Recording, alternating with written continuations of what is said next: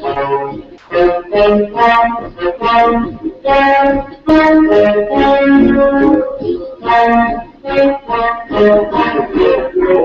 the second episode of Scarlet and Gray Live. I'm your host, Josh Schott. Glad to have you here. As you can hear, the Navy fight song playing here as we open the show as Ohio State will be taking on Navy here in the opening weekend of college football season. I'm joined once again by fellow men of the Scarlet and Grayers, Andrew Chirico, Jeremiah Sharpe, Shannon Sommers. Guys, it's great to have you on the show again. Glad to be here again. Andrew, Jeremiah, any thoughts to open up the show? Excited for the week to happen. Can't wait to see how JT Barrett turns out this week, see what kind of numbers he can put up and how he'll run the offense. It's game week, college football's back, so, excitement's high, can't beat it. Week one, so let's get after it. Absolutely. I'm beyond excited for this season to start. Thursday night we'll kick off some games Friday, and then Saturday, of course, we'll have the big smorgasbord of games to start us off with. But before we get to the opening weekend games, of course, we got to finish off our Big Ten preview we began last week. We looked at the West Division there, where we liked Wisconsin, Iowa, and Nebraska as the favorites in that division. But now we're going to take a look at the Big Ten East Division today. And the first team we're going to start off with is the Rutgers Scarlet Knights, one of the newcomers to the Big Ten this season. They're coming off a 6-7 record the previous season under third-year head coach Kyle Flood. They have the 19th toughest schedule in the nation this year, according to Phil Steele, as they will open up the season at Washington State on Thursday. That's followed by a game second week at Howard at home and Penn State. Their Big Ten opener at home on the third week. Then they will go on the road to Navy, and that's followed by two more home games against Tulane and Michigan. It will then have a bye week and then go on the road to the Horseshoe to play the Buckeyes, and then go to Nebraska at Lincoln Memorial Stadium, and then they'll come home for the Badgers for the opening week in November. That will have another bye week, and they'll finish off with their last three games of the regular season: Indiana, at Michigan State, and at Maryland. So, guys, when you look at the Rutgers roster, what player stands out to you? I'll first ask you, Shannon, what player stands out to you? First, I'm looking at their linebacker core. Steve, Longa and Kevin Schneider. They're projected as having like the number 4 linebacker core in the Big Ten. Yes. That's going to be their biggest thing, is their linebacker core. And kick returner, Janarian Grant's probably another big name to keep an eye on. Absolutely. Jeremiah, Andrew, are there any other players you guys feel you should watch out for on the Scarlet Knights? For me personally, it's an unknown. I've never actually watched a Rutgers football game. So, I think Gary Nova's back. Is he back, or did he graduate? I don't even know, to be honest. Yes, he's back this season. He's got to be starting. Okay. So, he's at least a known name, not a well-known name, but a known name, mostly for the jokes about his quarterbacking abilities. But we'll have to wait and see how he does this year in the new Big Ten conference that they're a part of now. I just noticed our Chip Minnich, who was with us last week, joining us again this week, a little late, but better late than never. Chip, welcome to the broadcast. Do you have anything to add to about Rutgers? I think it's going to be a rough introductory season for the Rutgers Scarlet Knights, put it that way. Looking at the schedule, the Big Ten did them no favors. No, they didn't. They have to play a lot of the best teams in the conference, and they're playing every ranked team that the Big Ten has. So that's not an easy feat for them to have to do in the first year of their existence here in the Big Ten. And plus their game at Ohio State, that's going to be the biggest stadium that they've ever played in. Because I think, if my research did me right, the biggest stadium they've ever played in might have been like at Arkansas 2 years ago. So playing in front of 105,000 plus, that's going to be pretty huge. Those guys are going to be kind of shell-shocked. Not only that, I think, that's an excellent point. I was going to say that, when you look at the schedule, Rutgers has a bye week before they come to Columbus, but guess who else has a bye week? Ohio State. So they really don't even get the benefit of resting up before they come into the Lions' Den, so to speak. And then that's followed up. They got to go on the road to Nebraska, and then they come home for Wisconsin. So that's a brutal 3-week stretch there at the end of October going into November. And their non-conference slate, I mean, it's not even doing them any favors either. I mean, at Washington State's by no means like an easy game for them. I mean, they're going out on the West Coast trip there, and then they got to play at Navy like we are this weekend later this season. So, I mean, they didn't get very many big favors there on the non-conference either. So, a win total, throw it out there, you guys. Do you think they can make a bowl their first season in the Big Ten, or they got to struggle to even get a few wins? I don't see them making the bowl game because of that non-conference schedule. I can't see them beating Washington State or Navy, and both those games are away too. Yeah, there's not a lot of wins in this schedule for them. You're looking at maybe 3 or 4 wins total for Rutgers this year, in my opinion. I have 3 or 4 as well.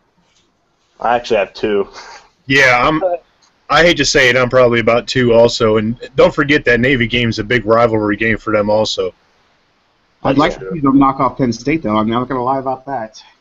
Right. I think they might be able to steal that game at versus Penn State on September 13th. But other than that, I think again it's a tough non-conference schedule, and that it's just a brutal conference schedule. I think I think it's just gonna end their season at the end of the year. I mean, I think in terms of not only psychologically but physically, I think they might just be done.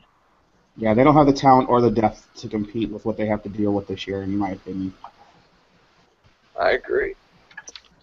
It's got to be a rough year probably for the Rutgers this season as they adapt to a much tougher conference. So we'll move on to our next team now, the Indiana Hoosiers. They're coming off a 5-7 record last season with their fourth-year head coach Kevin Wilson. They have the 26th toughest schedule in the nation this year. They open up with Indiana State, an FCS opponent, and then it's followed by a bye. Week 3, they go on the road to Bowling Green, and Week 4, they go on the road again to Missouri. Week 5, they get Maryland. Week 6, they come home. They have another home game against North Texas. That's followed by a road trip to Iowa, then another homecoming game against Michigan State. They then have a bye, and they finish off season with 5 straight games at Michigan, Penn State home, at Rutgers, at Ohio State, and then they finish off with their rival Purdue at home. So, guys, Indiana last season, they had a high-flying offense, and they returned Nate Sudfeld, but Trey Robertson transferred to Illinois State earlier this summer. So, besides Nate Sudfeld, who's the players you think are to watch on Indiana? Shane Wynn is a Cleveland Glenville guy. He's explosive. He's not the biggest, but he's pretty solid wide receiver. And I think you got to look at Tevin Coleman, their running back. He's a junior this year, and he averaged 7.3 yards per carry last year. Had almost 1,000 yards and 12 touchdowns to go with 19 receptions and 193 yards receiving. He's an explosive player who can stretch the field for them if they can get him in the open field. Yeah, absolutely. I think he could definitely be a playmaker for them as well. Is there anybody you think their defense has got to be an improved defense this year? Because that seems to be really the one thing holding the Hoosiers back last year from winning more games. Do you think they'll have a more improved defense this year and get back to a bowl game? Andrew, what do you think? You think they can get to 6 wins? My prediction is I think they get to 5 or 6. I mean, I honestly think their running game should be good because they have an experienced offensive line returning and then decent running back depth. But, I mean, obviously the defensive line, they're returning a couple players. So Bobby Richardson should be a senior, so he led them last. I think if you look at their schedule, that the game that I would circle would be the 3rd game of the season against number 24 Missouri. That's a tough road game that they're going to have to go in and play their best ball. But if they could somehow get a victory in Missouri against the ranked opponents, that could lead to their season, having a successful season instead of the continuance of, losing a lot of games early and then just snowballing down from there every year. And they play at Bowling Green too. Well, Bowling Green that should be a shootout. That's my prediction on that one in terms of the non-conference. 69-point game or something like that. Yeah. Yeah.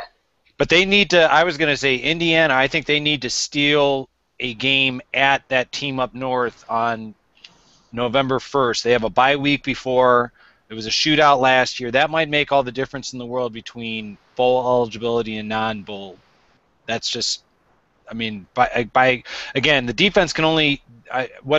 Kevin Wilson, I think, is a really solid coach, but obviously, I mean, I think is he on his third defensive coordinator? Yeah, fourth. Okay. Fourth year there. It's his fourth year there, and his defensive coordinator. I'm looking that up here right now. Is Greg Frey. He was the offensive line coach the last 3 years. Or no, not him. Excuse me, Brian Noor. Me, the defensive coordinator. Last 3 years, he was the Wake Forest defensive coordinator. Right. So he's on his a new defensive coordinator. Don't know what kind of talent he has to work with there. So again, I think obviously I don't think the offense is going to be the problem, but I just think they need to at least split their non-conference. And again, I think they need to win a game at that team up north. I think games against Maryland, Penn State, Purdue, I think those are all winnable for them, but I think that game at that team up north might make all the difference in the world between going to a bowl and staying at home for the holidays. I think they're going to get the 6 wins this year. I really do, because I mean, they were so close in games last year. They fought Missouri. They lost 45-28 to Missouri last year, but I remember that game, and it was quite close throughout. So I could definitely see them maybe upset Missouri. It'll be a tough game, but I definitely think, Chip, as you pointed out, the game at Michigan is one they're going to have to steal. Mm-hmm. What Kevin Wilson's done on the recruiting trail in the last couple of years, he's been sneaky in getting a couple of really good recruits that maybe weren't going to go there if another coach had been at Indiana. So there are some 3- and 4-star players who have chosen to go play at Indiana for a reason, and I think they have a chance to turn it around. I don't know if it's going to happen this year or not, but if they can give Kevin Wilson enough time, I think he can turn this into a bowl team eventually. Well, the big advantage that they do have is having 17 returning starters. Yeah, that's huge. And building, they need depth. That's been their problem for decades. It's not having enough players to go in to give them, the ability to run an up-tempo offense and a good defense all the time. Well, that and just, all them close games last year, maybe they learned something from it, and it'll help them for this year. I agree. So I could see them upsetting some more. So across the board, guys, yes or no, do they make a bowl? I say yes. I say they get 6 wins. I say yes with a big win over a good team. I guess I see them going bowling in Detroit. That if they're going to go, it's going to be a lower tier bowl game, 6 wins. I see maximum because I'm highly skeptical that the defense can improve that much under Brian Noor, with the talent that they have on hand. I agree completely with Jeremiah. I think that that the talent level is improving, but I'm skeptical about how much defensive improvement Indiana has made.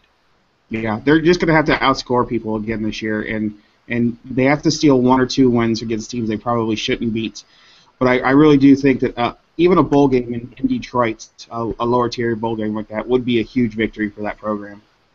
Absolutely. I think any kind of bowl for a program like Indiana that's went through a little bit of turmoil the last few years, that will help boost the morale of that program and raise prestige. So that's the Indiana Hoosiers. We're going to move on now to another one of Jeremiah's favorite teams, the Penn State Nittany Lions. And they're under first-year head coach James Franklin this season, coming off a 7-5 record. They will open up against Central Florida in Dublin, Ireland, a game that's actually threatened by a volcano. We'll get to that later. But the second week they'll get Akron at home, which don't sleep on Akron. They're a pretty game team this year. They then go on the road to Rutgers, which will be a new rivalry game for Penn State. Then they get UMass and Northwestern at home. They then have a bye and then go on the road to the Big House against the team up north, and they have a bye. And then they finish off with 6 straight games in the season: Ohio State home, Maryland home, at Indiana, Temple home, at Illinois, and Michigan State at home to close out the season. So everybody knows about Christian Hackenberg on the Nittany Lions. Shannon, is there any player on other player on the Nittany Lions that you should watch out for this season? Oh, you got to keep your eye out for Zach Swidnak, the running back. I love that name. Yeah, it was kind of hard to say. Plus, they got their defense isn't too bad. They got a couple of good linebackers, and Jordan Lucas is their cornerback. So I mean, they got a decent squad, but their problem is depth because of their sanctions and stuff. But their biggest issue is their offensive line. They have an atrocious offensive line. Yeah, And like you said, the sanctions are they're crippling them in terms of depth, and then the offensive line really seems to hurt them there. And when they go to play Ohio State, that defensive line is just going to kill that offensive line. Two returning starters on the offensive line. So I think when I look at Penn State this year, the excitement for their fans right now is off the charts because of the way the recruiting has gone for them. Franklin's came in and he's said the right things and done the right things so far to get his fan base behind him. But when you look at the roster and the players that they're going to be playing, luckily for them, they have an extremely easy schedule this year. The game in Ireland against UCF, that's a game that UCF should win easily. UCF is a very talented team. Went 12-1 last year and won a BCS Bowl. But even though they lost Bortles, I think that's a game that they'll easily win. Like you said, the Akron game at home, that's a trap game for them, having to come straight back from Ireland and play that game the next week. That's a horrible trap game. And you look at Rutgers and the rivalry that they want that to be. Penn State wants to dominate New Jersey in recruiting, and Rutgers is having a horrible time in recruiting New Jersey right now. So, but then you look at their other non-conference games: UMass, Temple. I mean, those are easily wins for them. But and they only play two ranked teams the whole year: Ohio State at home under the lights, and then Michigan State. I'm sorry, at home again. Probably will be under the lights. So, it's a pretty easy schedule, but they're not a good team, and they're not going to be able to convince me they're a good team until they play some games and show they have some sort of. Yeah, they asked White out for the Ohio State game like months ago. Yeah, I still don't understand the reasoning behind why some people are picking Penn State to upset Ohio State. Because they're home. 14. They don't remember last year's game. What happened? The lack of speed and depth on that team is not going to be able to control what Ohio State brings there, in my opinion. No, I think they're going to overachieve. I actually have them at 8 wins because of the easy schedule. They got a really favorable schedule, I think. They'll lose the games they're supposed to lose, but I think they'll win around 8 games at most, maybe 6 or 7 more realistically if they don't play as good as we expect them to play. But across the board, guys, how many wins do you think the Nittany Lions get this season? We'll start with you, Andrew. I see them grabbing probably 6 or 7. Chip. I'm gonna go 7. I'm looking at the schedule. It is easy. I think they could get to 7, but I'm thinking they're going to end up with 5 wins. I think Hackenberg struggles a little bit with not having Allen Robinson around to throw the ball to. So I'm going with 5 wins. Shannon. I'm going with 6 wins myself. All right, that's the Nittany Lions for you. Now we're going to move on now to a team we don't really particularly care for. The team up north, led by 4th-year head coach Brady Choke. They open up the season with the greatest rematch of the greatest upset in college football history with Appalachian State, who, by the way, their first year in the FBS. We'll see how they perform. Then the team up north goes on the road to Notre Dame. They then the third week get Miami of Ohio home, followed by 2 more home games against Utah and Minnesota. They then go on the road to Rutgers and come back home again to face Penn State. They get a bye. They then play at Michigan State, Indiana home, at Northwestern, and then they get another bye. Then they get Maryland home, and then they come play us at the Horseshoe. So, who wants to say something nice about the team up north? They're Nobody. I don't want to go. Let's just say they're going to wear some really interesting uniforms for their night game against Penn State. Oh, those are so hideous. I was trying to be Oh, nice. I was God. trying to be nice. If you like to replicate what I guess I don't know, like I don't want to call it a lampshade, but basically some kind of a shutter effect. That's basically kind of what they have with those jerseys. That's something nice, I guess. But in all seriousness, I mean, there's a lot of I mean, it's easy to take shots, but when you look at some of the players on that team, I think Ohio State fans would be remiss if they didn't remember some of the guys on that team turned down, surprisingly, but turned down Urban Meyer to go and attend that team up north, like Chris Wormley. Jabril Peppers was an Ohio State target, and he's already, as a true freshman, moved in as a nickel back and is their #1 punt returner. And they've got a lot. I mean, they've got some Ohio talent that wasn't necessarily offered by Ohio State, like Jake Ryan and Devion Smith, and they've got some. Frank Clark, I think, is probably their best defensive lineman. The game that I'm kind of anxious to see is I think that they'll be able to handle. I mean, everyone remembers Appalachian State upset from 2007. I remember it quite clearly and quite fondly, as I think every Ohio State fan does. The game that I'm kind of, from a non-conference perspective, that I'm kind of intrigued by isn't Notre Dame. It's when Utah comes to visit, because Utah has a bye week before they come into Ann Arbor, and you're talking about a Utah team that, again, is relatively mediocre, but they were the only team that beat Stanford last year. So that might be a game to kind of keep an eye on in terms of their non-conference schedule. If I could, I just want to give a shout out to Wolverine Butter, one of the many Michigan fans who follow me on Twitter. He said he enjoyed our podcast last week, and he was going to listen this week to see what we had to say about Michigan. Now, Wolverine Butter, if you are listening, this is the time for you to turn your headphones off, because I'm about to talk about Michigan. Sorry, Wolverine. I think that they're going to be an improved team. I don't know how much improved. I'm not sold on Devin Gardner as a quarterback. The offensive line still doesn't know who's going to be the starters yet. I mean, we're a few games out, and they're running people in and out of that offensive line. Their running back situation is cloudy. I think Devion Smith is the best running back of the ones they have, but for some reason, Brady Hoke wants Derek Green to be that guy that they thought he would be. As far as the receivers, they moved Devin Funchess to the traditional name of wide receiver, like he played last year, instead of calling him a tight end.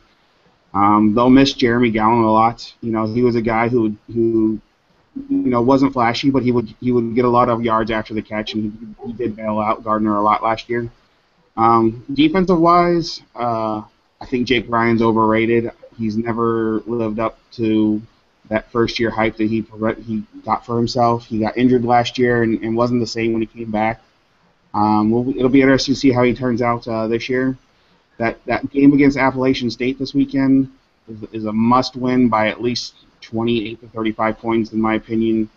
Appalachian State is a horrible team, and even though they upset them about 7 years ago now, it's still in the back of their minds, and they've got to get over that hump, and I think they'll blow out Appalachian State. But that game at Notre Dame, that'll be a tough game for them to come out with a win against. Miami of Ohio will be an easy win. Utah, like you said, will have a good game against them, and then Minnesota, Rutgers, Penn State, those should be wins. That game at Michigan State really will determine their season. So if they can beat Michigan State somehow on the road, that's going to come down to the game on November 29th, whether Ohio State or Michigan wins the Big Ten East, in my opinion. So let's see how it goes. But I think the Michigan Wolverines will be improved. I'm not sure how much, though. Something real quick I wanted to point out that I agree with Jeremiah as it relates to the Michigan State game. I'm a real big proponent of keeping an eye on how the schedule shakes out, not only like when the game is played, but who has bye weeks before. And that is, I mean, even though the game's in East Lansing, Michigan does have a bye week before they travel to East Lansing. Now, granted, I mean, I don't think that would have helped them last year. I mean, I think Michigan State took them behind the woodshed and just stomped them horrifically. They might do the exact same thing again because, as Jeremiah pointed out, and I agree, that offensive line is, I think, very much like a turnstile. So unless they get that figured out, it could be a very long season for the team up north. Yeah, looking at remembering that Michigan State game, when they had like something like negative 75 yards rushing in that game, they couldn't move the ball at all. I can't imagine that happening again, but if it does, that little brother, big sister thing is going to be just ecstatic this year. We'll laugh a lot about it if it happens again. Yeah. So guys, wrapping up Michigan now. Across the board, how many wins do you think they'll get, and what kind of bowl do you think they'll go to? We'll start first with you, Shannon. I think it's because it's Michigan. They're going to go to the toilet bowl. No, seriously, I think they're probably going to they should, in all honesty. They do have talent on that team, and there's no reason why they shouldn't be able to finish with at least 9 wins and get a decent bowl. Hopefully it's not the what was that, Buffalo Wild Wings Bowl where they ended up with $38,000 in debt for going into it last year. So I mean, I just think I've never been sold on Brady Hoke as being their coach, but they do have talent and people want to go there. So I don't understand it, but hey, I wish they would get better as a team in order to increase the prestige of the Big Ten and bring it back up to what it's supposed to be. Jeremiah, what do you think? I think they play 3 ranked teams. All 3 teams are on the road at Notre Dame, at Michigan State, and at Ohio State. They have to win one of those. If they do, they'll be a 10-win team. If not, they'll probably be another 7-5 team, because if they lose any of those traditional rivalry games, it's going to break them down mentally. And in that early game against Notre Dame, if they can somehow win that game, I think this is a 10 or 11 win team.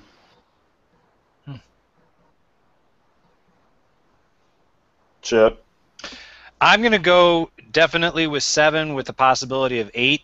Like I said, I think obviously they split. If not, possibly go 3-1 non-conference. I think it's definitely a possibility that they can beat Notre Dame in South Bend. They might go 4-0 non-conference, but I still say I know we're not talking about them any longer. I still say that Indiana game, that was a shootout last year. That's a toss-up for me. I see them winning, at least 5 conference wins. I don't see them beating Michigan State, and I certainly don't see them beating Ohio State. I think again, I'm a big believer that you throw out the records when you play the team up north, but I just don't see that offensive line making enough improvement. And I'm not sure if 8 wins, hopefully 8 wins, I'm kind of with Shannon. I'm not sure if 8 wins is enough to save Brady Hoke's job. It's not. In my opinion, it's not. I don't think it is He's either. got to win 9+. He's got to win 10 games. He has to win one of these rivalry games this year. He can't go 0-3 against Notre Dame, Michigan State, and Ohio State. Absolutely. Andrew, you got a prediction? Well, I mean, obviously they have a tough road schedule, so I think if they can win that Notre Dame game, maybe I see them at 10 wins. Other than that, 8 or 9. That's about what I have them. I got them coming up just the game short of 10 with 9 wins. I think they lose against us, of course. They'll lose against us, of course. They'll lose at Michigan State, and I think they'll lose either at Notre Dame or they'll get upset by maybe like Maryland or something like that. So that is the team up north. We got 2 more teams we're going to look at. Of course, we talk about the Buckeyes on the site, but we're just going to get to the last 2 teams in the conference, Maryland, Michigan State, before we introduce our special guest that is joining us here soon. We'll introduce him here in a second. But first, we're going to take a look at the Maryland Terrapins, led by Randy Etzel in his 4th year there. He's coming off a 7-6 record last season. The Terrapins open up against James Madison. They go on the road to South Florida, followed by a home West Virginia, at Syracuse, at Indiana, and Ohio State at home. They'll then get a bye week. Then they'll come back home again for Iowa for homecoming. And they go on the road again to at Wisconsin, at Penn State, and followed by a second bye. And then they finish off with Michigan State at home, at Michigan, Rutgers at home. Guys, then the other newcomer to the Big Ten, Maryland Terrapins, how do you think they will perform this season in their first year in the conference? We'll start with you, Jeremiah. Well, just looking at their schedule, their non-conference schedule seems pretty easy on paper, but that Syracuse game is going to be a really tough win for them. Syracuse was a bowl team last year, is much improved. West Virginia is an unknown. You really don't know what you're going to get with West Virginia. They could be 1-11 or 11-1. So I think they need to go 3-1 non-conference to be bowl eligible this year. Again, the Big Ten didn't do them any favors by scheduling them against some of the tougher teams in the conference.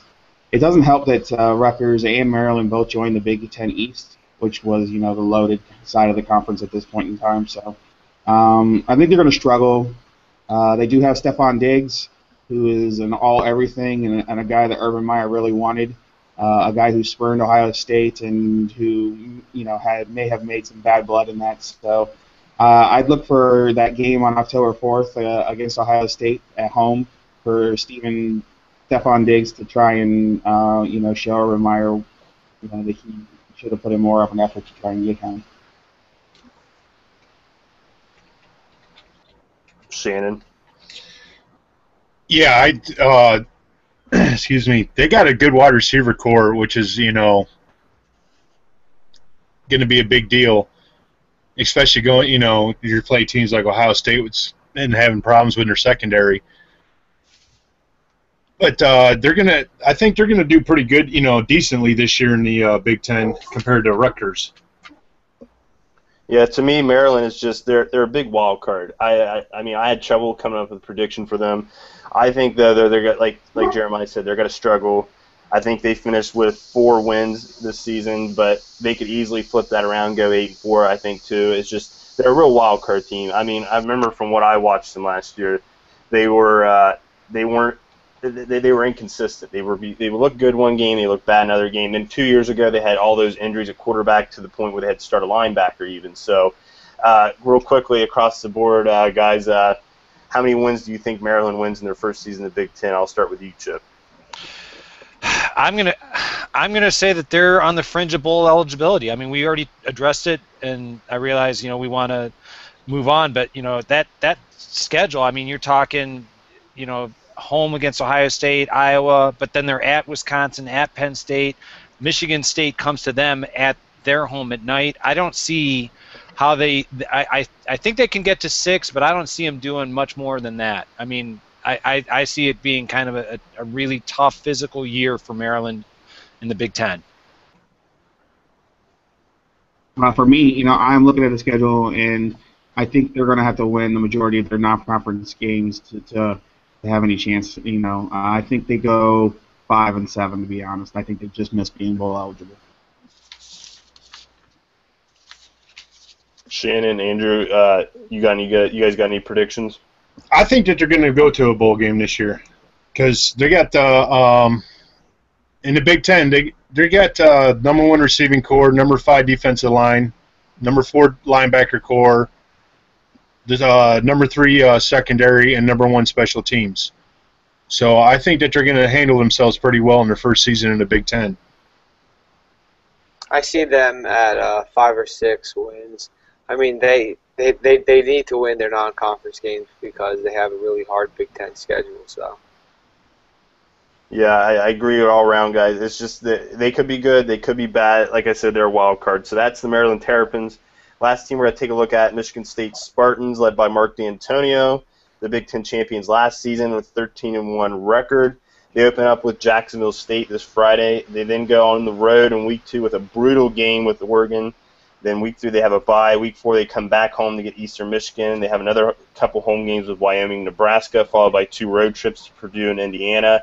Then they come back home for Michigan.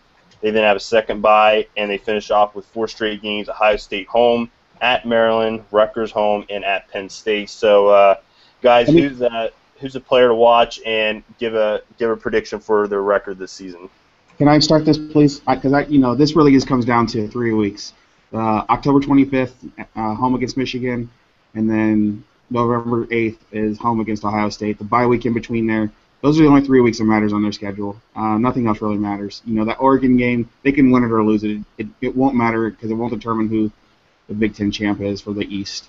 So they've got. Or really a playoff spot either, because they could easily make up the positions to get back into playoff position. Absolutely. I mean, if they go 12-1 and win the Big Ten outright, they'll be in the playoff.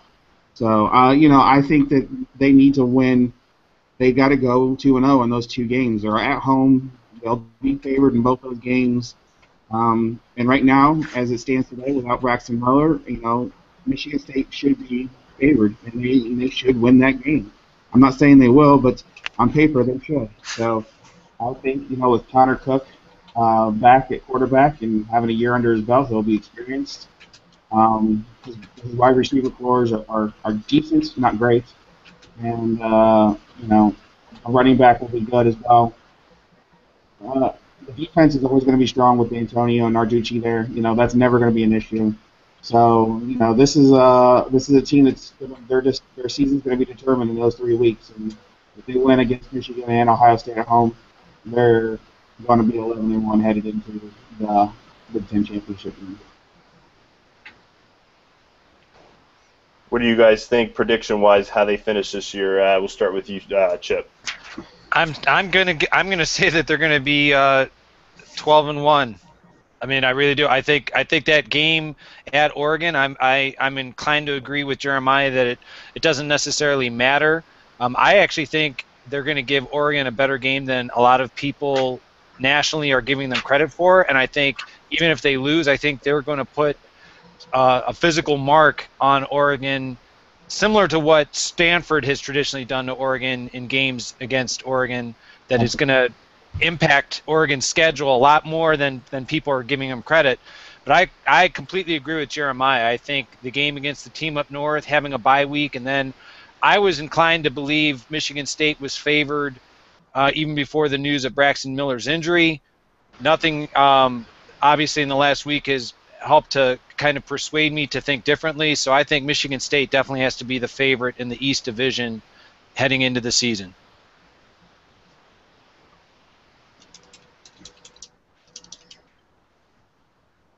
Absolutely. I think the Spartans are there. I mean, it's going to come down, to the Spartans and Buckeyes in this conference. So speaking of that, we're going to go into our Big Ten Conference Championship predictions. Who do you think will win the East and West, guys? Who will win the conference, win the Big Ten this season? We'll start with you, Andrew. For West Conference, I have Iowa winning. I still believe Iowa's very underrated. I think I could see them coming up pretty big this year. And then for the East, I have to go with Ohio State, of course. And then I have Ohio State beating Iowa. Chip.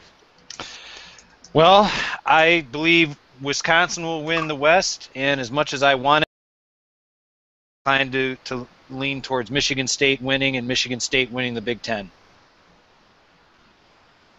Wow. You're honest, though, Chip. I appreciate that honesty. Jeremiah, what do you think?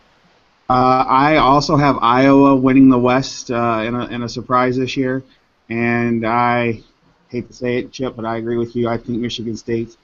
I'm going to predict them right now to beat Ohio State and Michigan at home and win the East. And I also predict that they'll beat Oregon, and I think they're going to be undefeated heading into the playoffs. 13. Wow. Shannon, are you going to make it 3 in a row, Michigan State? Michigan State is, the champion right now, and they're the ones to knock off. But revenge is on the minds of Buckeyes, and yeah, they have a what did Chris say on our thing? A scarlet shirt freshman. So I'm still going to go Ohio State, Wisconsin. Ohio State wins it. I agree with you, Shannon. There, we agree here for once. Ohio State over Wisconsin is my Big Ten championship prediction too.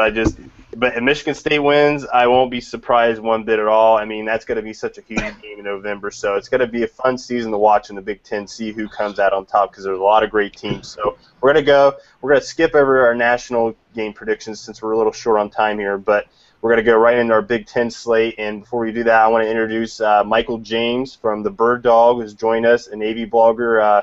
Michael, welcome to Men of the Scarlet and Gray Live, and thanks for joining us. Hey, it's my pleasure, fellas. Any introduction you want to make, Michael, to anyone out there about your site or on Twitter or anything like that? No, you can find me on Twitter at NavyBirdDog. There you have it. So we're going to save the Ohio State-Navy game for last, if you don't mind picking the Big Ten games with us, Michael. They're pretty easy predictions this week, considering there's a bunch of cupcakes. But we're going to start off with Eastern Illinois at Minnesota. Guys, you agree Golden Gophers are going to win that game? Yeah, I'm going Minnesota. Yeah. Yeah, Minnesota. absolutely. They lost their good quarterback, right? Yes. So, yeah. So we agree across the board, Golden Gophers. So second Thursday night game for the Big Ten, Rutgers at Washington State. Do the Scarlet Knights come away with a win on their West Coast trip, or do they get tripped up by the Mike Leach-led Cougars? Starting off 0-1 in the first year in the Big Ten are starting off 0-1. Yep. Washington State wins, I think. Mike Leach wins it. I'm gonna be the opposite. I'm gonna say Rutgers goes in and sneaks out a win, and Mike Leach locks them all in a closet. I'm going to go with the Cougars also. I think I don't know, Rutgers being a West Coast trip and all the pressure this season, I think Washington State pulls it off. So Friday night, Jacksonville State, Michigan State. How many touchdowns is Spartans going to win this game? Well, Michigan State won't score a lot of points because they never do, so it'll be like 13-0. Yeah. That's a good point. Yeah.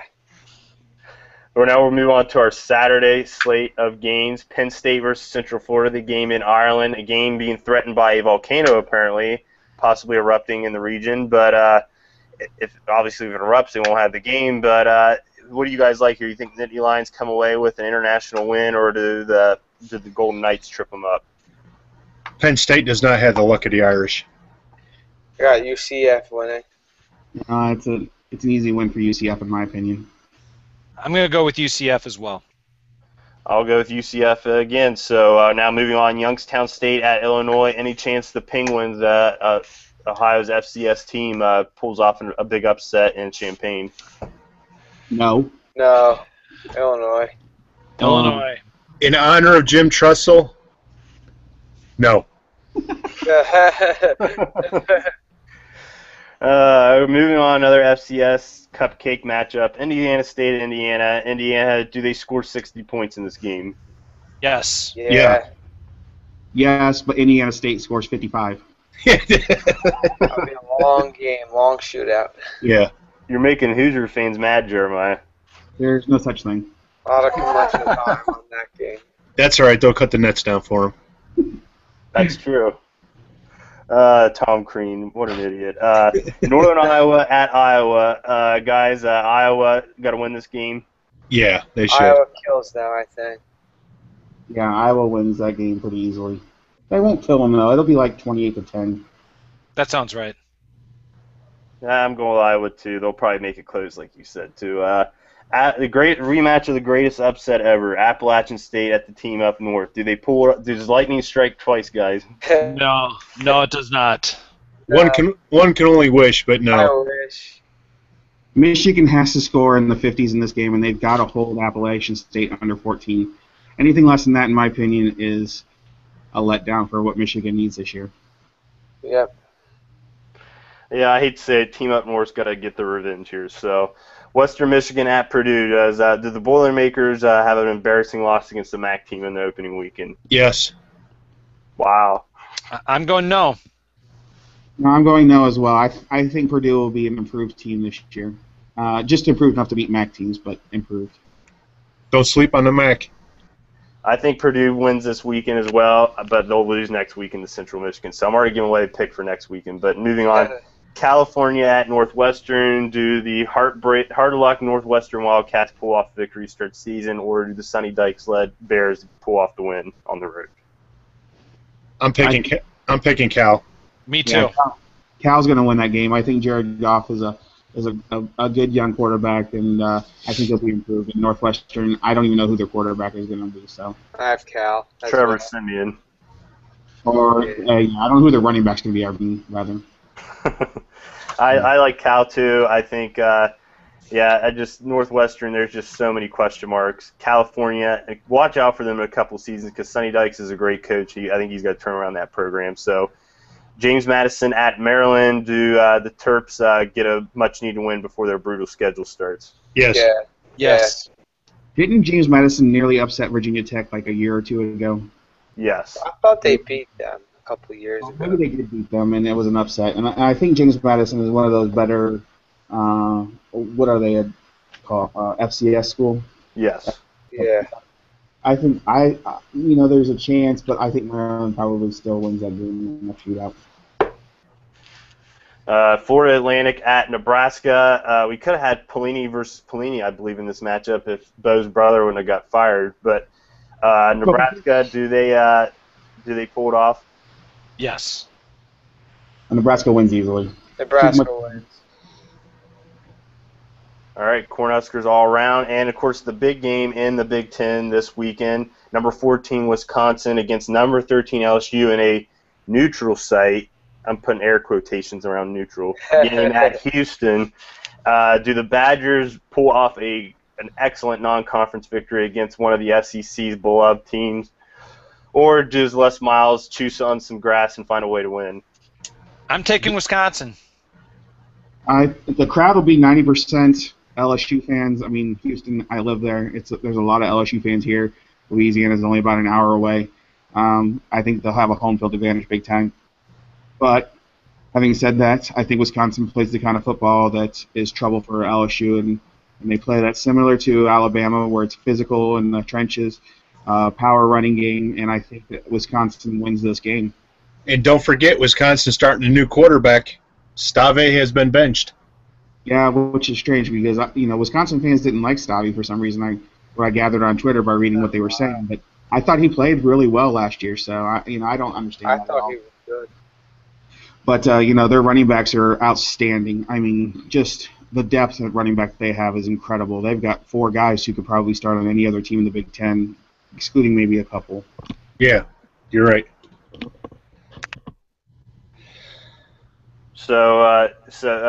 I think Wisconsin's got to pull off the win. I think it's going to be a really exciting game to watch. It'll probably be the game of the week because both these teams, both teams are just evenly matched up. I mean, LSU, they're going to be playing 2 different quarterbacks, new quarterbacks too in this game. I just saw today. So both teams are breaking in new quarterbacks. So it'll probably be very sloppy at first, and then the second half will be an absolute shootout. But I'm hoping and I think the Badgers are going to pull off the victory. So now we'll get to the Buckeyes game against the Navy Midshipmen this weekend.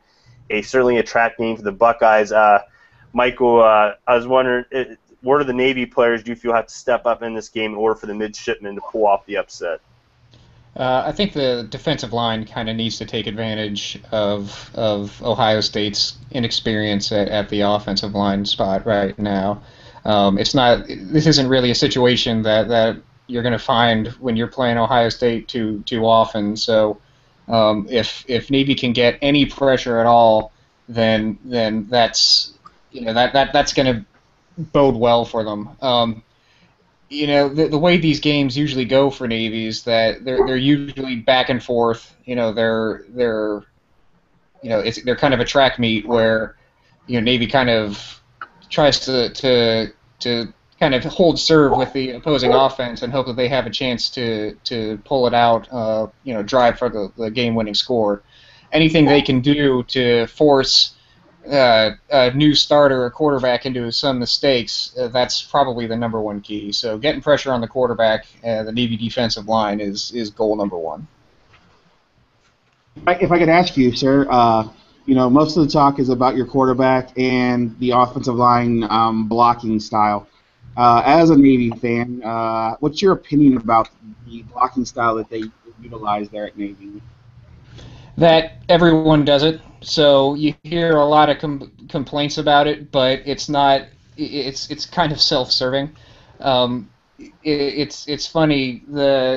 You hear Notre Dame complain about it all the time now, but when Notre Dame was winning every game, they were winning 43 in a row. You never heard a peep about it. It wasn't until Navy started winning a few that all of a sudden, oh, look at these cheap cut blocks. Right. Yeah. The truth is that if you run screens, you're cut blocking. If you run slants, you're cut blocking to create a passing lane. So everyone does it. It seems the only people who really complain about it are the people who don't want to coach against it, and it's to call it a safety issue to me is disingenuous.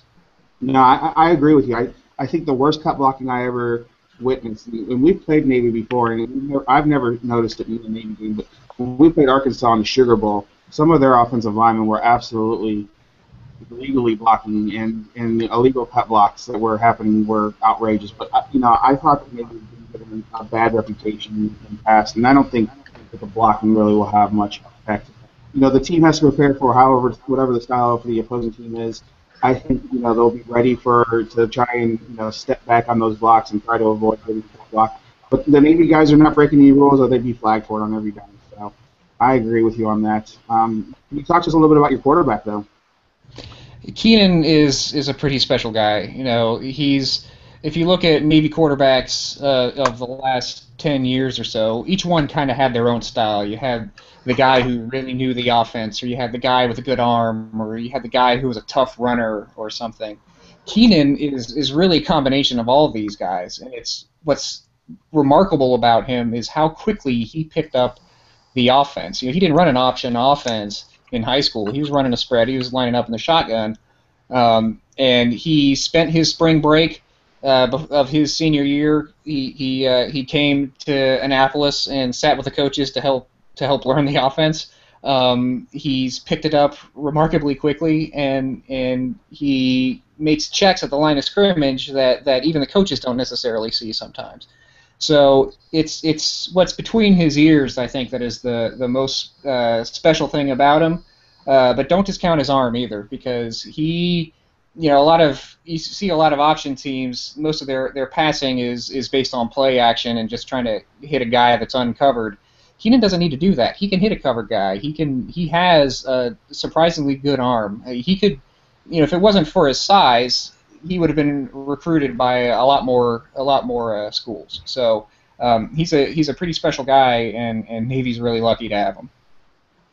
There's a guy on your roster, a freshman quarterback who happens to be the son of probably the greatest NFL quarterback that Ohio State's ever produced, Tim Tebow, who is not known for quarterback in the NFL, but he did have like a 28,000-year career as a punter. Have you had any information about how his summer camp has gone? Yes, he's actually switched to wide receiver now, and I think that might just be a case of trying to get your best athletes on the field. The quarterback rotation is pretty set for now, so if he can find a way to contribute somewhere else on the field, then the coaches will try to get him onto the field that way. So he's actually been moved to wide receiver. Hey, Mike, I have a question for you regarding your coach.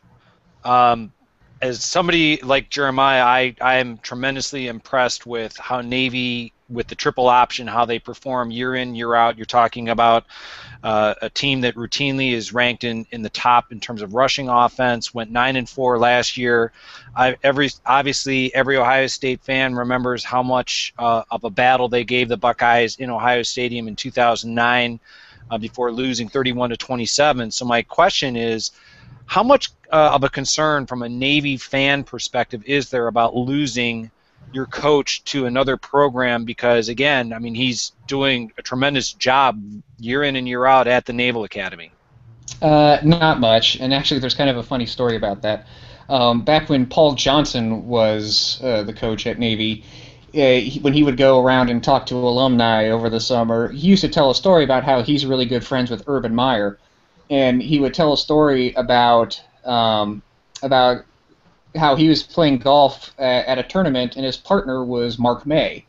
And when he was partnered up with Mark May, he'd pull out his phone and give Urban a call and say, "Hey, Urban, I'm here with Mark May. Yeah, I'm telling him how much of a great option coach you are." And Urban was saying, "No," because there's a stigma around coaching the option. Schools don't want to hire option coaches. It's seen as old school, and at the time, Urban was still coaching at Utah, and he didn't want to get that label applied to him. So there's some of that. I think, Coach Niumatalolo is a very devout Mormon, and he actually doesn't work on Sundays. So I don't think that's really a lifestyle that too many schools are going to allow you to lead. But he can make it work at Navy, and I think he's really happy here. The only school I would ever think maybe is BYU. And Coach Niumatalolo's son actually is a walk-on at BYU. But even then, I have a hard time either A, seeing Coach Niumatalolo leaving Annapolis, or B, seeing BYU go for an option coach. Yeah, as a fellow Mormon and a BYU fan on the side here, don't tell my other Ohio State fans, but it would be tough, I think, for BYU to switch their style to the option. They've enjoyed the wild west out there too long, I think. But he would be a wonderful addition if BYU would ever land him. I really do have a lot of respect for him as a coach as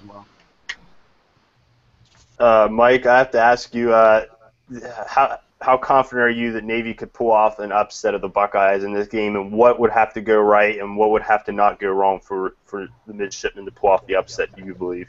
It's tough. Ohio State's the favorite for a reason, and so, and I think everyone knows that. But if Navy has had a habit of making games out of games where on paper they really shouldn't have. We talked about the 2009 Ohio State game. They took South Carolina down to the wire in 2011. That was the South Carolina team with Melvin Ingram and Jadeveon Clowney. I have a lot of confidence in Navy's offense, just because they run it against everyone. But when you mentioned that Urban Meyer has a lot of option routes, you would think that he would have kind of an idea of what to do to disrupt an option offense.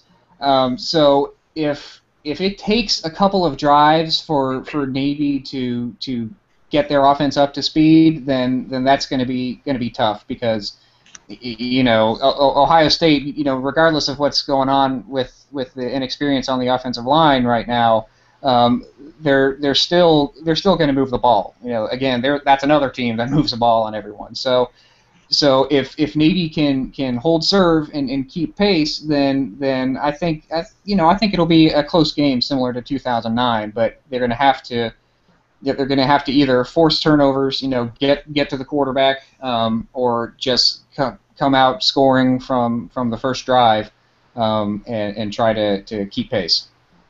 Do you think that Ohio State, regardless of their offensive line, if they put 5 guys or a 320-pound average out there, do you think they'll be able to run the ball fairly easily on Navy, or do you think Navy will be able to compensate that with a little bit of speed on their defensive line, even though it's undersized? Well, one of the things about Ohio State's offense is that it's kind of geared to take advantage of the one part of the Navy defense that isn't experienced right now. That's the inside linebackers. Ohio State's going to run a lot of inside zone, outside zone. There's the zone read. They're going to be running a lot of play action. And you have 2 inside linebackers at Navy who are getting their first starts at the position on Saturday. So if their reads aren't down cold, then yeah, Ohio State, regardless of how much they weigh, they're going to be able to move to run the ball. If the inside linebackers are well prepared enough that they can make the right reads and fill their gaps, then Navy will make a stop here and there. But it's always a challenge whenever Navy plays a Power 5 conference team, because the athletes are just in a different stratosphere. It's not like Ohio State and Navy are competing for recruits. Right. No. It's always fun to watch Navy recruiting when they sign 6,000 guys every year. I didn't learn until a couple years ago that they didn't have the same scholarship limits that the other schools do because of being a service academy, which is a wonderful thing because it gives a lot more young men an opportunity to not only play football but to attend a wonderful university, a school university, however you want to put it. Well, actually, technically, none of the students are on scholarship, at least athletic scholarship. So there would be no limit to apply. Okay. Because everyone at the school is technically on scholarship, so athletic scholarships don't exist. Well, interesting. Awesome.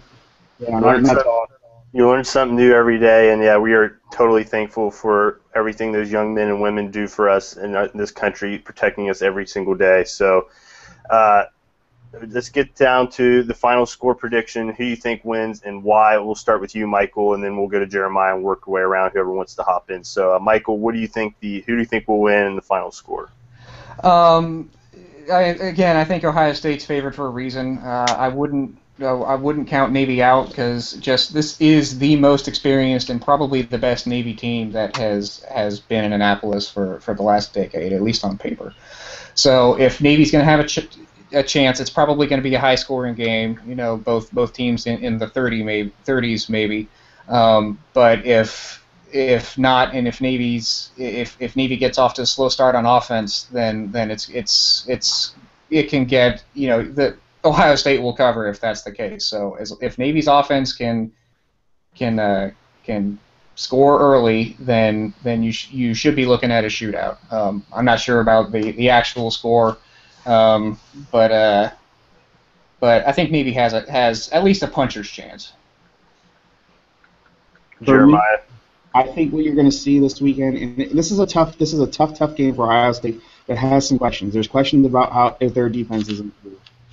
It's not a team that you want to play against because it's not something you see very often. So, it's a tough game to judge their defense against.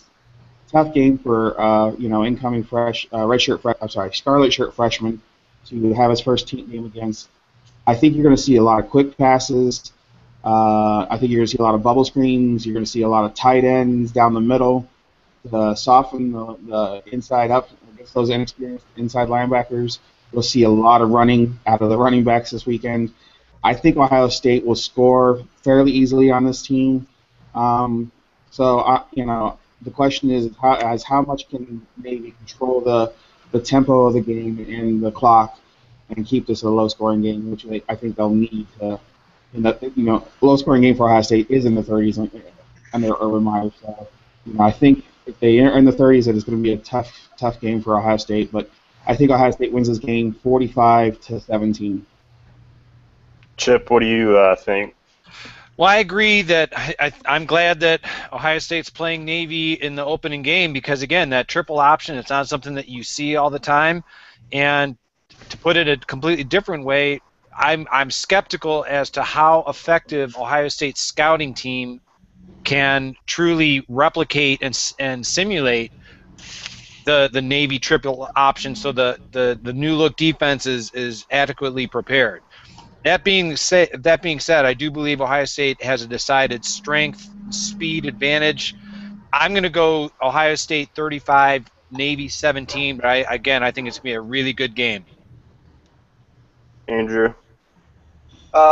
Obviously, I think it's going to be a close game in the first half. I feel like Ohio State is prepared for that triple option. I mean, they had all summer to prepare, so I'm looking forward to seeing the quarterback situation, looking forward to seeing what JT can do, and then obviously and hopefully we see a little bit of Cardell Jones.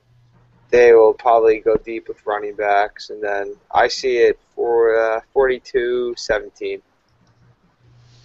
Shannon? This is the only game of the year that I can't root for either team. I can't root against either team, I should say. Being a former Navy CB, I can't root against Navy. So I'm kind of conflicted, so I'm not going to give a score or a winner myself. Respect that. Yeah, I can completely understand where you're coming from. Just as long as, like Mike said, this is the best team in 10 years, just as long as I keep winning my free beers against my Army buddy and Navy keeps beating Army, that's all I care about. I'd like to see him beat Notre Dame. I love watching that. That's my favorite. Yeah, you and me both. Yeah, that's always a fun game to watch there. My final score prediction, I think the Buckeyes will win this by 14. I can't give an exact score. I just think it's going to be a very tight game where the Buckeyes will pull ahead in the end. But Navy, they got a great team this year. I've been looking at them the last few days, and they should have a very good season this year. So I think it'll be a fun game. It'll be a good test for both teams. So that is the Ohio State Navy game preview for you. If you guys, anyone out there watching, be sure to go to MinnIthandScarletandGray.com as we'll have more posts coming out later this week talking about that game and much more. You can see all of our social media accounts where you can follow us there as well. Before I end the show, I do have one big announcement. Not even the fellow Men of the Scarlet and Gray here, Men of the Scarlet and Grayers know with me in this broadcast because I haven't told anybody yet on the staff. But this podcast is now officially on iTunes. The first episode is now on there. The second episode will be on there in a few days. So now the Men of the Scarlet and Gray live podcast is now on iTunes. So if anyone out there wants to subscribe to that, you can go and type in MotSaG live on iTunes and find it. We'll also have a link on the site provided so you can go there and subscribe too. So we're happy to be on iTunes now. It took me a few days, but we're now on iTunes. So that's it for the second episode. We'll be back in for another episode next week, as always, Tuesday, 6 p.m. Eastern Time. Guys, any final thoughts? And, of course, I can't forget, thank you, Michael James, for joining us. We certainly appreciate and we thank you for your insight into this game. That's my pleasure. Thank you, Mike. Thank you, Mike. I do have one remark before we finish up. I will be at the game. I will be in parking lot B.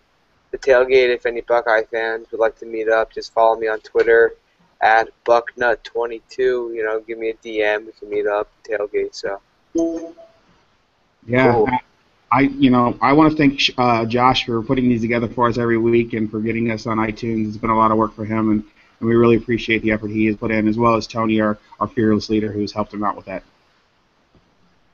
Thank you, Jeremiah. I appreciate that. Thanks for everything, guys. Thank you very much. And, Andrew, safe travels to the Navy game. Thank you. Appreciate it. I'm an hour. I'm on camp. I go to Washington, so I'm an hour. But, thank you. I appreciate that. Well, that's our show, guys. Go Bucks. And, Shannon, hit the music to play us off.